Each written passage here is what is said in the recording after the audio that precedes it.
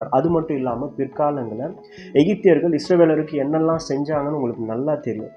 அதில் கோபமான ஆண்டவர் ஒரு பெரிய தீர்க்க தரிசனத்தை சொல்கிறாரு. யாத்ராகமம் 14:13 ஒரு கடைசி பகுதியை நாம் பார்க்கும்போது, இன்றைக்கு நீங்கள் காண்கிற எகிப்தியரை இனி என்றைக்கும் காண மாட்டீர்கள்.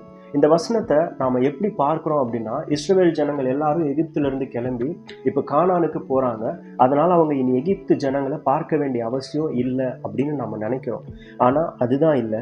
அவர் சொன்ன தீர்க்க தரிசன வார்த்தை என்னன்னு நாம் நல்லா பார்த்தோம் அப்படின்னா, இனி அவங்க இந்த உலகத்தில் இருக்க மாட்டாங்க அப்படின்றது தான் உண்மையான அர்த்தம். ஆண்டவர் சொன்ன வார்த்தையின்படியே அது உண்மையிலே நடந்தது. இப்போ இன்னமும் கருப்பினத்தவர்கள் எல்லாம் இருக்காங்க. அது என்ன அப்படின்னு நீங்கள் கேட்டிங்கன்னா, கர்த்தர் சொன்ன இந்த வார்த்தை எகிப்து தேசத்தில் அந்த நாட்களில் வாழ்ந்த ஜனங்களுக்கு மட்டும்தான் இந்த வார்த்தை பொருந்துமே தவிர மற்ற வெளியில் இருந்த ஜனங்களுக்கு இது பொருந்தாது. எத்தியோப்பியாவிலும் உலகத்தில் இன்னும் அநேக இடங்களிலும் இப்படிப்பட்ட இனங்கள் சிதறி இருக்காங்க. தேவன் மோசேயோட நாட்களில் இஸ்ரவேல் ஜனங்களுக்கு அதிகமான துன்பத்தை கொடுத்த எகிப்திய ஜனங்களுக்கு இந்த வார்த்தை